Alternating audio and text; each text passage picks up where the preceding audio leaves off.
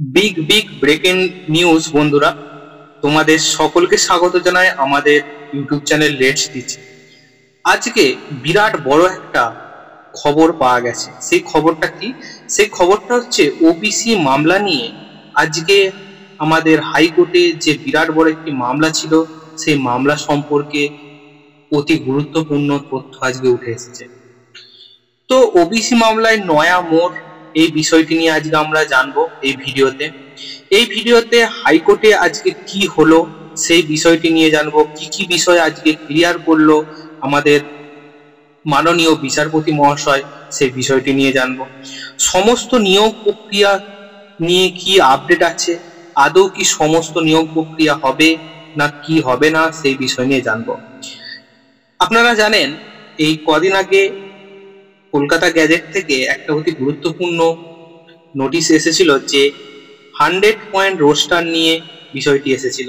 সেই 100 point roaster বিষয়টি আজকে কোর্টেতে এর কি রায় এসেছে সেটা জানবো। নতুন ওবিসি তালিকা, সেই ওবিসি তালিকা নিয়ে কি বলা হলো আজকে হাইকোর্টে, সেই বিষয়টি নিয়ে আজকে আমরা জানবো। এবং তোমাদের অতি গুরুত্বপূর্ণ সমস্ত কমেন্টের উত্তর, যেটা অনেকবার তোমরা বলছো যে সমস্ত নিয়োগ প্রক্রিয়া, বিশেষ করে কলেজের ভর্তির প্রক্রিয়া, যেটা এই ওবিসি কেসের জন্য অনেকদিন ধরেই বন্ধ ছিল, কিন্তু পরবর্তীকালে সরকারের তরফ থেকে বলা হয়েছিল যে সমস্ত রকম পোর্টাল খুলে দিতে। তাহলে কি এই সমস্ত প্রক্রিয়া এবং কলেজে ভর্তির প্রক্রিয়ার ওপর কি স্থগিতাদেশ পড়বে না কি হবে, এই বিষয় নিয়ে আজকে আমরা চুলচেরা বিস্তারিত আলোচনা করব। তো অবশ্যই বলবো, যদি ভিডিওটি ভালো লাগে অবশ্যই লাইক করো, শেয়ার করো এবং সাবস্ক্রাইব করো, এবং বন্ধুদের মাঝে শেয়ার করে দাও। তোমরা নির্দিষ্ট তোমাদের মূল্যবান কমেন্ট দিয়ে জানাও যে তোমাদের ভিডিওটি কেমন লেগেছে।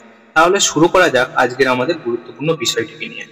আজকের মাননীয় হাইকোর্টে আমাদের বিচারপতি অবশ্যই অনেকক্ষণ ধরে বিভিন্ন প্রকার পর্যালোচনা করার পর তিনি একটা কথা বলেছেন যে গত দিনে যে ওবিসি মামলার নতুন যে লিস্ট বেরিয়েছিল, সেই লিস্ট থেকে আজকে হাইকোর্টে বলেছে যে রাজ্যের বিজ্ঞপ্তিতে সরাসরি অমান্য করা হয়েছে আদালতের নির্দেশ।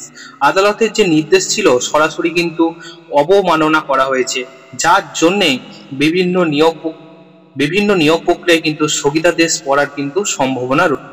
রাজ্যের নতুন বিজ্ঞপ্তিতে এখানে বলা হয়েছে যে ডিভিশন বেঞ্চের অন্তর্বর্তী স্থগিতাদেশ দেওয়া হয়েছে। রাজ্যের বিজ্ঞপ্তিতে সরাসরি অমান্য আদালতের নির্দেশ, তাই বিভিন্ন নিয়োগ প্রক্রিয়া, বিভিন্ন কলেজের ভর্তির প্রক্রিয়া সমস্তর ওপর কিন্তু স্থগিতাদেশ দিয়ে দিল আমাদের মহামান্য হাইকোর্ট। এরপরে যে প্রশ্ন ছিল যে তাহলে কি আমাদের নিয়োগ প্রক্রিয়া হবে না বা বিভিন্ন প্রকার যে ভর্তির প্রক্রিয়া হবে না? অবশ্যই হবে। সেই বিষয়ে হাইকোর্ট কি বলেছেন দেখুন। 66টি জনজাতিকে নিয়ে এগোনো যেতে পারে। কি বলা হচ্ছে? সুপ্রিম কোর্টের পূর্ণাঙ্গ নির্দেশ না আসা পর্যন্ত রাজ্যের 140টি জনজাতিকে ওবিসি তালিকার অন্তর্ভুক্ত করা যাবে না বলে সাফ জানিয়ে দিয়েছে কলকাতা হাইকোর্ট। 2010 সালের আগে পর্যন্ত রাজ্যের যে 66টি সম্প্রদায় ওবিসি তালিকাভুক্তের অন্তর্ভুক্ত ছিল, তাদের নিয়ে কোনো সমস্যা নেই বলে জানিয়েছেন আমাদের মহামান্য হাইকোর্ট। প্রয়োজনে তাদের দিয়েই রাজ্যে নিয়োগ ও ভর্তি প্রক্রিয়া সম্পন্ন করতে পারে বলেও জানিয়ে দিয়েছে হাইকোর্ট ডিভিশন বেঞ্চ। তাহলে আমরা প্রায় সকলেই ক্লিয়ার হয়ে গেলাম যে কিভাবে কি এটা হতে চলেছে। আরেকটি অতি গুরুত্বপূর্ণ বিষয় জানা গেছে যে বিভিন্ন বিষয়ে রাজ্যের 4 থেকে 5টি বিজ্ঞপ্তিতে আদালতের কিন্তু নির্দেশ অমান্যই রইবে। একটি অতি গুরুত্বপূর্ণ বিষয় ছিল যে রাজ্যের নতুন প্রক্রিয়া, নিয়োগ প্রক্রিয়া বিষয় কি বলা হলো। রাজ্যের নতুন বিজ্ঞপ্তিতে ডিভিশন বেঞ্চের অন্তর্বর্তী স্থগিতাদেশ পড়ে গেল। তাহলে এখান থেকে আমরা স্পষ্ট জানতে পারলাম যে রাজ্যের যে 2010 সালের আগে যে 66টি জনজাতি, সেই জনজাতিকে নিয়েই আপাতত নিয়োগ প্রক্রিয়া এবং ভর্তির প্রক্রিয়া করতে হবে। 140টি জাতিকে যে নতুন ওবিসি কোঠায় আনা হয়েছিল, তাদেরকে নিয়ে আপাতত এখন স্থগিতাদেশ পড়ে গেল। এদেরকে নিয়ে আপাতত কোনো কিছু কাজ করা যাবে না। আজকের হাইকোর্টে অতি গুরুত্বপূর্ণ একটা প্রশ্ন করেছেন মাননীয় বিচারপতি রাজাশেখর মান্থা। রাজ্য সরকারকে একটি প্রশ্ন করেছেন। তিনি বলেছেন যে কেন 2012 সালের আইনি সংশোধনী আনলেন না। তাহলে আপনি যদি এই ওবিসি কেসটা বা ওবিসি মামলার মধ্যে যদি নতুন সংশোধন করলেন, তাহলে কেন 2012 সালের আইনি সংশোধনী আনলেন না? সেটা আনলে হয়তো এটা কেসটা অবশ্যই মিটে যাওয়ার একটা সম্ভাবনা ছিল। 100% রোস্টার নিয়ে কিছু বিস্তারিত কথা বলার আছে। সে বিস্তারিত কথাটি দেখুন যে নিউ 100% রোস্টারের ওপর স্থগিতাদেশ পড়ল, যা করতে হবে 2010-এ সেই 66 জনজাতিকে নিয়ে। বিচারপতি তপব্রত চক্রবর্তী বলেন, আমরা 66 সম্প্রদায়কে নিয়ে কিছু করিনি, তাদের নিয়ে প্রক্রিয়া চালিয়ে যান, আমরা কোনো নির্দেশ দিতে চাই না। সুপ্রিম কোর্টে মামলা রয়েছে, আপনারা পদক্ষেপ করার জন্য আমাদের মামলা শুনতে হচ্ছে। নেক্সট হিয়ারিং অতি গুরুত্বপূর্ণ বিষয়, অবশ্যই আপনারা খেয়াল রাখবেন পরবর্তীকালে ওবিসি মামলার নেক্সট হিয়ারিং কবে। ওবিসি মামলার নেক্সট হিয়ারিং সেটা হচ্ছে 31শে জুলাই 2025-এ।